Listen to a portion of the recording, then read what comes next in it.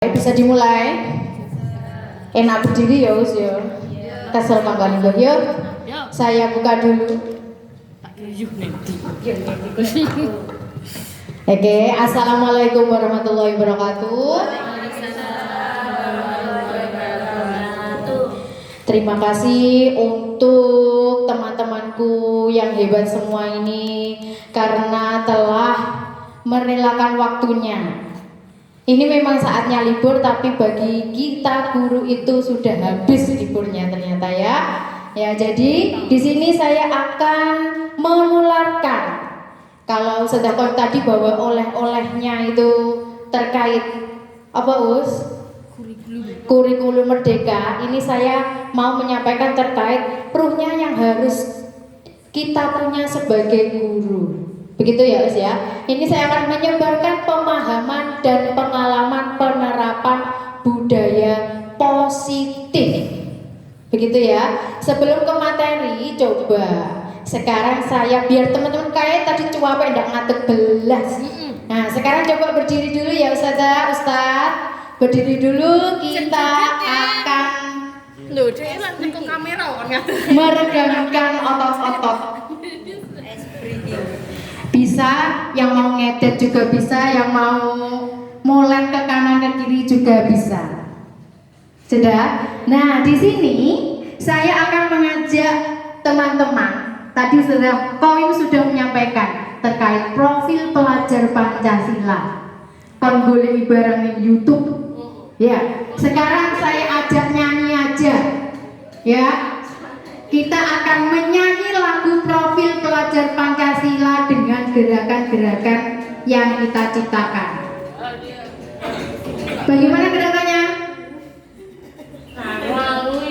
Belajar Pancasila, beriman dan bertakwa pada Tuhan Yang Esa dan berakhlak mulia, berkebinekaan global, gotong royong mandiri, kreatif dan bernalar kritis, gitu ya? Siap?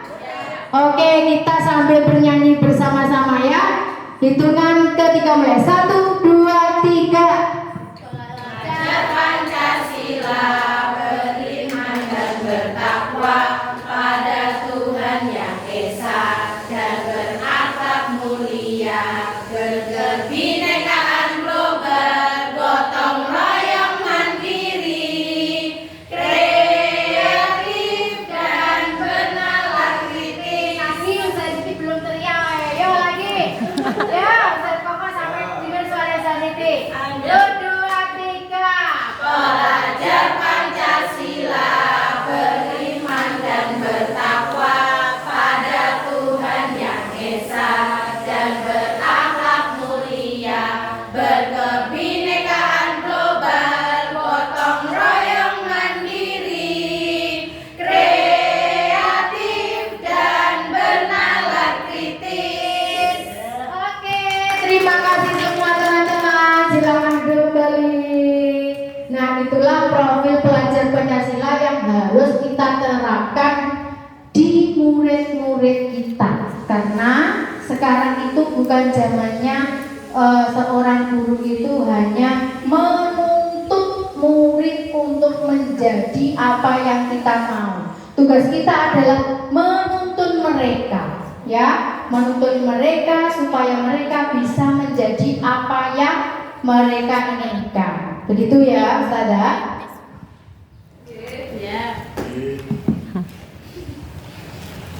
Selamat datang para guru hebat. Mari belajar bersama, berkolaborasi, saling mendukung demi mewujudkan disiplin positif di sekolah kita tercinta. Siap? Siap? Oke, kalau siap kita lanjutkan Ustazatus. Nih, konsep utama modul budaya positif ini terdiri dari perubahan paradigma belajar. Jadi belajar yang kemarin itu kita hanya memberikan saja, ceramah saja. Pada kurikulum Merdeka ini kita harus bisa mengajarkan murid kita untuk merdeka belajar.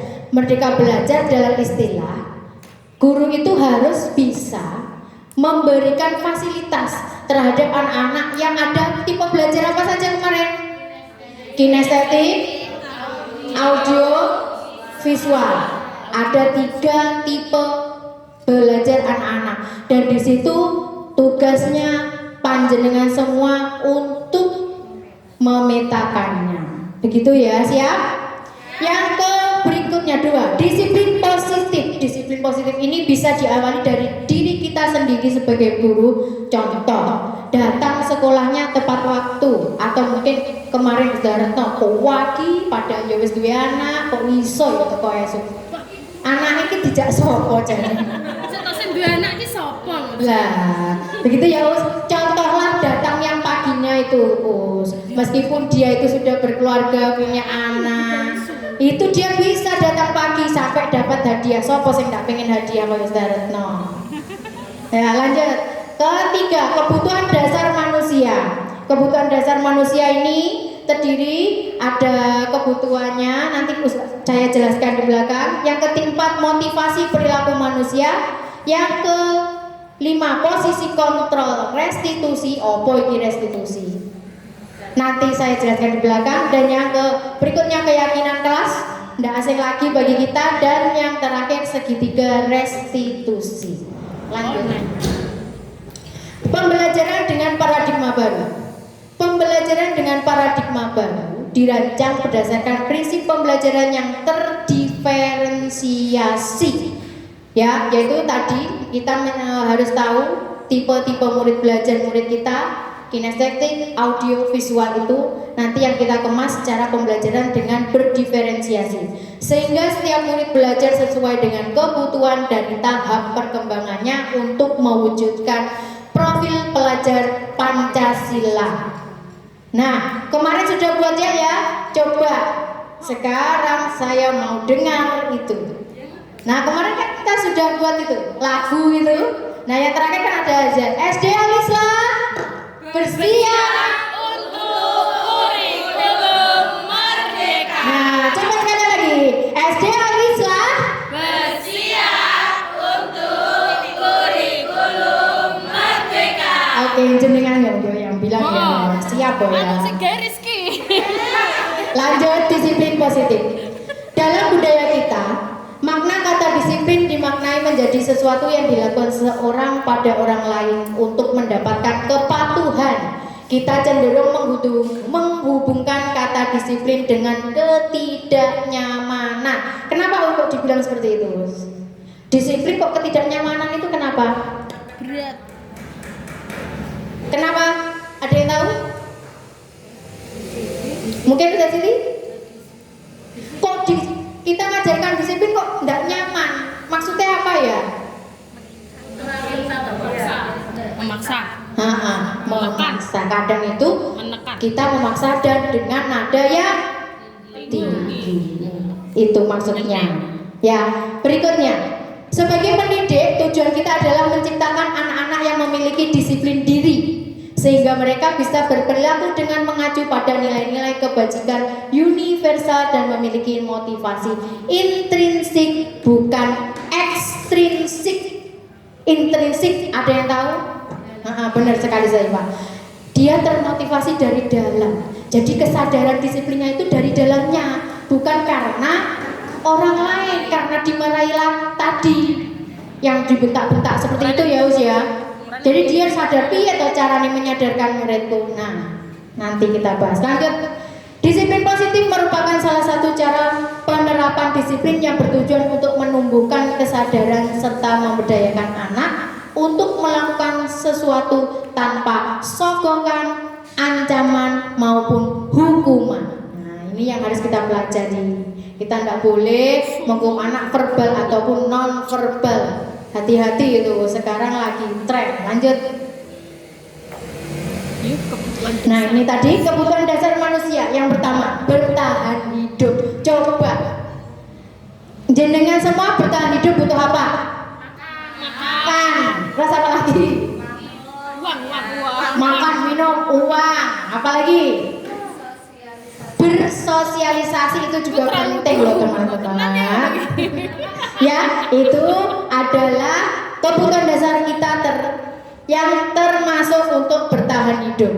Yang kedua adalah kasih sayang dan rasa diterima. Kasih sayang. Siapa di sini yang nggak pengen kasih sayang?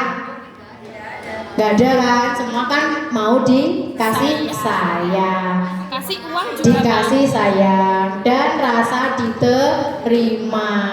Penak koncone akeh apa temannya sedikit? Karena banyak teman itu banyak rezeki. Betul toh?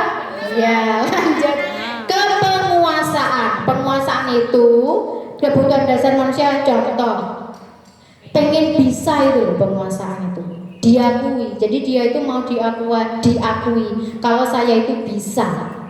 Dan cuma jenengan aja, aku ya bisa. Aku bisa jadi guru penggerak, jenengan ya bisa. Angkatan 10 sebentar lagi buka, silakan daftar. Iya. Yo. Yang lanjut kebebasan. Nah, ini adalah bebas, tidak dipenjara. Jadi jenengan dikasih kebebasan untuk melakukan hal apapun selama itu masih dalam koridornya ya teman-teman. Lanjut ke kesenangan. Seperti kita kemarin, sayang sekali yang tidak bisa ikut itu termasuk kebutuhan kita, kesenangan, dolan.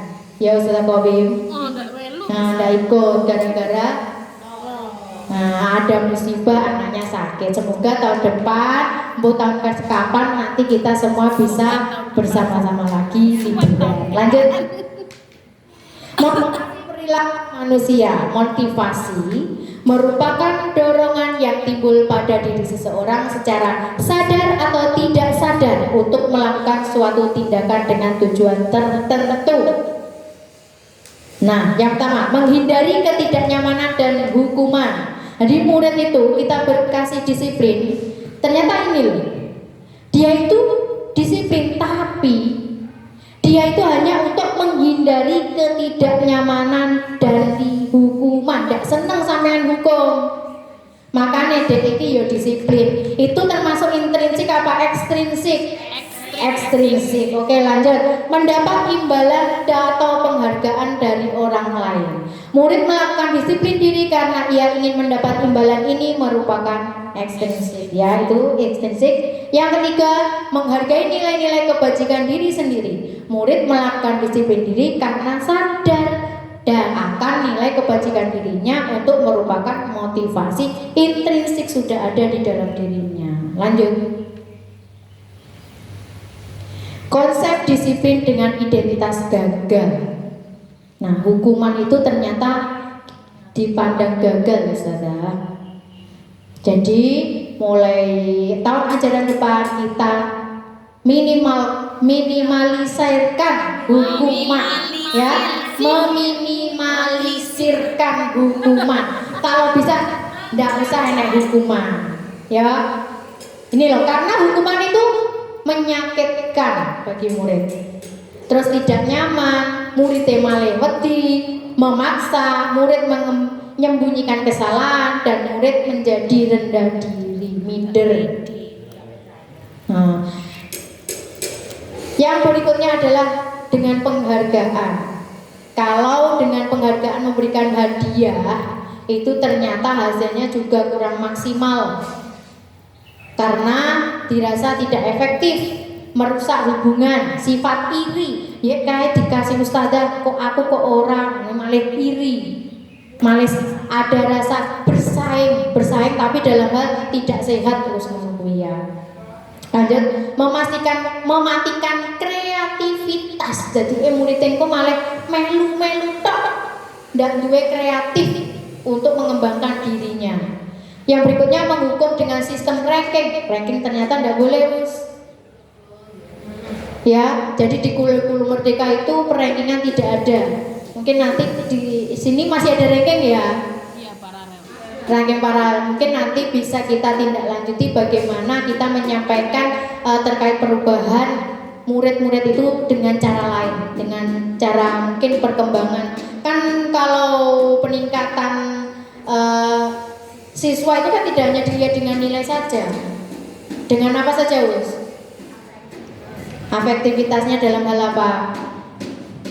Sikap, keterampilannya dan lain-lainnya. Ya Gus ya. Lanjut ke merampas hak menghargai dirinya. Lanjut terus. Konsep disiplin dengan identitas gagal, konsekuensinya penguatan jangka pendek, perlu monitoring berkelanjutan, stimulus respon, murid menghormati peraturan, kehilangan waktu untuk merenungi kesalahan. Restitusinya, nah ini restitusi, kita menginjak ke restitusi. Dengan disiplin, kita akan mendapatkan murid bertanggung jawab untuk perilakunya, fokus pada pemecahan masalah jangka panjang, murid menghormati dirinya sendiri dan orang lain, teori kontrol, dirinya memegang kontrol, murid bersemangat memperbaiki kesalahannya. Ini jika kita menerapkan yang namanya segitiga restitusi. Apa itu segitiga restitusi? Lanjut nanti di belakang. Lanjut. Nih, restitusi. Restitusi adalah proses menciptakan kondisi bagi murid untuk memperbaiki kesalahan mereka sehingga mereka bisa kembali kepada kelompok mereka dengan karakter yang lebih kuat. Ini diutarakan Gosen 2004. Jadi ini kita tidak perlu marah-marah dengan nada yang keras yang menghukum murid kita itu. Jadi nanti Ustaz Siti ora ketek tenaga. Ya. Insya Allah murid-murid kita itu sudah bisa kok diajak ngobrol. Lanjut ke ciri-ciri restitusi, bukan menebus kesalahan namun belajar dari kesalahan. Nah jadi nanti di segitiga restitusi itu semacam kita bertanya jawab, berdiskusi, sharing terhadap murid kita terus. Jadi kalau ada kesalahan nggak usah bengong-bengong, sudah nanti temui ustazah ya, wes. Cukup. Lanjut, memperbaiki hubungan, tawaran bukan paksaan, menuntut untuk melihat ke dalam diri, sharing terus, mencari kebutuhan dasar yang mendasari tindakan, fokus pada karakter bukan tindakan, menguatkan dan fokus pada solusi. Lanjut. Nah ini perbedaan antara hukuman, konsekuen, restitusi. Kalau hukuman ini guru menghukum murid tersebut hormat bendera selama 10 menit, itu hukuman. Terus guru marah dan murid menjadi takut. Nah, ini tipe sing endi ya? Kira-kira guru jenengan itu yang mana? Guru penghukum apa guru apa gitu? Lanjut. Nah, ini kalau kita memberikan konsekuensi, contohnya guru memberikan konsekuensi untuk mengerjakan PR saat istirahat sebanyak 3 kali lipat. Saya kemarin ada di posisi ini. Ngasih konsekuensi sampai nulis 10 tahun. Terus guru tegas dan murid menghormati peraturan. Ini juga kurang tepat untuk menyelesaikan masalahnya. Yang itu berikutnya restitusi.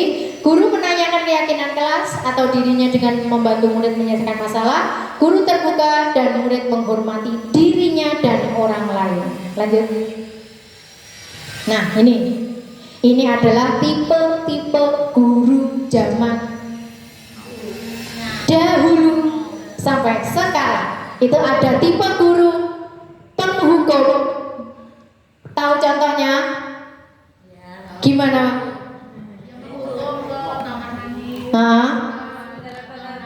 Menghukum. Nah, selain menghukum dengan hukuman, nadanya itu juga tadi ya. Nada penghukum itu nadanya tinggi. Itu tipe guru penghukum. Apakah Anda termasuk di sini? Ya. Ya. Oke, kadang-kadang ya Us ya, saking ini nih ya, gitu, gemes. Yang berikutnya tipe pembuat rasa bersalah. Sudah ada yang menerapkan? Contoh, misalkan Nata, ndak kasihan toh sama ustazah, kok sampai sering berkeliling, ndak masuk kelas, nanti ustazah dimarahi kepala sekolah loh. Pernah itu diterapkan? Ya. Itu tipe yang membuat rasa bersalah. Perlu sampai nangis ya tidak apa-apa. Anakku muridnya main menangis. Yang berikutnya teman sebagai teman. Jadi kita ingatkan sebagai teman. Hei kamu. Jadi dengan bahasa yang baku begitu ya Mas ya. Kita sebagai teman. Tapi sebagai teman ini ada ada negatifnya, positif negatifnya juga. Begitu. Jadi kadang itu kalau menurut saya, kalau kita menempatkan diri sebagai teman, itu murid itu terkadang kurang menghargai gitu. Ya jadi terbiasa sama kita. Ngoten apa mboten? Oke, lanjut ke pemantau. Kalau pemantau ini kita hanya mantau. Apa yang kamu lakukan hari ini kita pantau. Seperti itu. Jadi kenapa tau kamu kayak nata itu jalan-jalan dipantau sama Ustaz Rizky? Nyapu yuk jago yuk dipantau. Terus ditanyai, diparani ngono ya wis ya. Lanjut ke manajer. Manajer ini adalah kontrol restitusi yang paling tinggi. Di sini di sini itu ada pemantau, juga teman, pembuat rasa bersalah juga ada di situ. Dan kalau bisa kita harus menjadi guru kalau kita menghadapi suatu kondisi, situasi yang masalah yang ada di murid kita itu kita sebagai manajer. Ya us. Jadi kita di sini nanti tidak membuang-buang tenaganya jenengan. Dan ini ada juga proses untuk mempelajari anak itu proses kedewasaan. Jadi kalau teriak-teriak itu kurang maksimal. Lanjut Ustaz Datus. Nah ini contoh tadi penerapan sudah saya paparkan di depan. Lanjut aja Us. Nah dalam restitusi proses manajer tadi, langkah awal panjenengan yang jenengan lakukan yang pertama adalah ketika besok Senin kita harus membuat yang namanya keyakinan kelas. Itu harus jenengan buat di awal pembelajaran bersama murid-muridnya. Ya, dan guru kelas harus menekankan keyakinan kelas ini tidak hanya digunakan untuk bersama guru kelas, tapi juga dengan guru yang lainnya. Terkadang itu anak-anak tidak sama sikapnya ya Us ya, yang guru mapel. Jadi kalau guru kelasnya manut, guru mapelnya agak enggak. Nah itu harus kuat tugasnya guru kelas untuk meyakinkan murid-muridnya ya. Tadi sudah dibagi job-job kelasnya, silakan nanti dirancang keyakinan kelasnya. Mengapa toh keyakinan kelas itu? Kok keyakinan kelas? Kok tidak peraturan? Ada yang bisa jawab?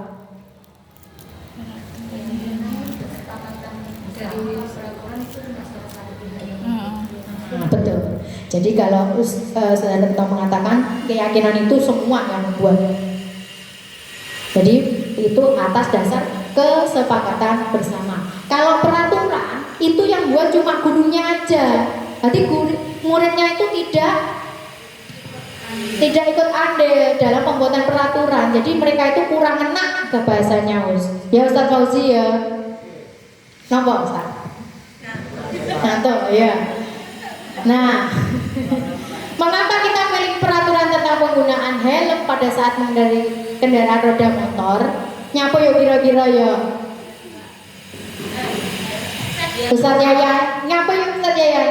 Kok penggunaan helm saat pengendara motornya kok harus pakai helm Ustaz Yaya? Peraturan safety, Ustaz Yayan, peraturan Zatno, safety diri. Ada lagi? Sudah, dapat kena tilang. Pendek panas. Ya, itulah kalau ini peraturan yang harus kita lakukan. Mengapa kita memiliki peraturan tentang penggunaan masker dan mencuci tangan setiap saat?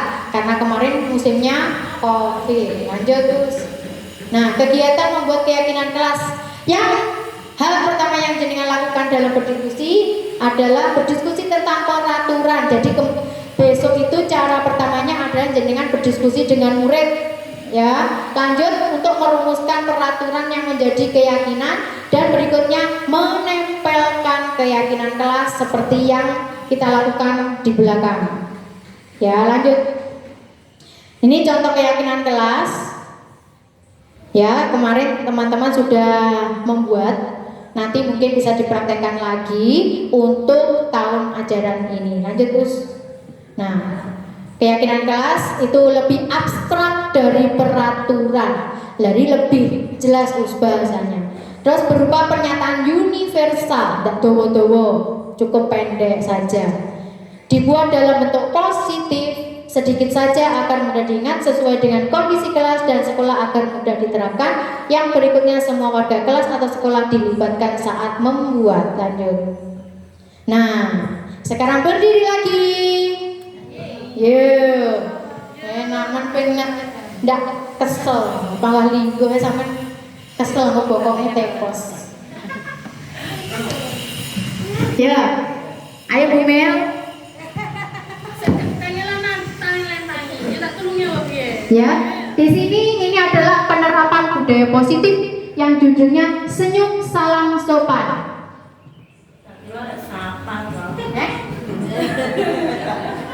Senyum salam sopan, Bu.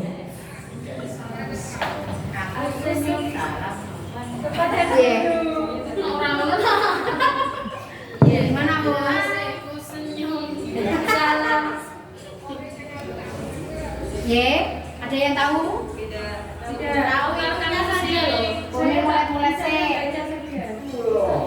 Lali dong.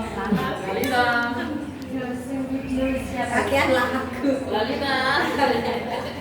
TikTok. Bentar ya.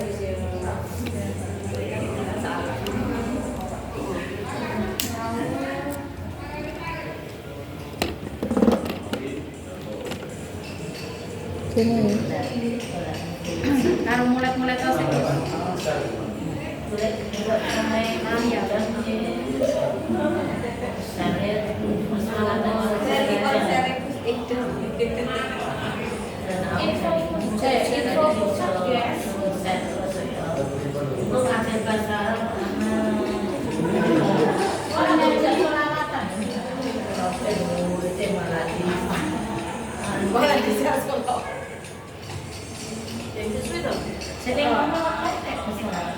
Harus goyang-goyang.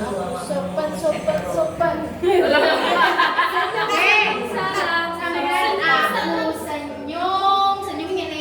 Aku senyum ini. Aku senyum salam sopan pada guru. Salam sopan pada guru. Aku senyum salam sopan pada guru. Aku senyum salam sopan. Senyum salam sopan. Aku senyum salam sopan pada guru. Aku senyum senyum pada guru. Aku salam pada guru. Aku sopan senyum salam sopan. Aku senyum salam sopan pada guru. Orang itu ya. Pak sama gue berapa sih aku sopan sampai kedua kali. Ya sekali lagi. Konsentrasi kan penerapan budaya positif yang 5S itu toh. Ya, coba. Aku senyum salam sopan pada guru. Aku senyum salam sopan pada guru. Aku senyum salam sopan. Senyum salam sopan. Aku senyum salam sopan pada guru. Aku senyum senyum pada guru. Aku salam pada guru. Aku sopan. Senyum salam sopan. Aku senyum salam sopan pada guru. Terima kasih. Ya. Nah, itu harus senyum, sapa, salam dan sopan. Lanjut saja terus. Ya. Nah, ini lanjut ke segitiga restitusi. Ini triknya di sini harus diperhatikan ya. Jadi kita rubah mindset kita, hukuman itu bisa mendisiplinkan, hapus itu. Kita harus menerapkan segitiga restitusi. Baik itu guru mapel, guru kelas harus bisa yang namanya penerapan segitiga restitusi. Ya.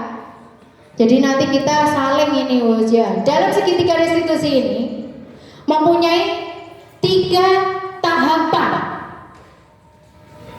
Yang pertama, menstabilkan identitas.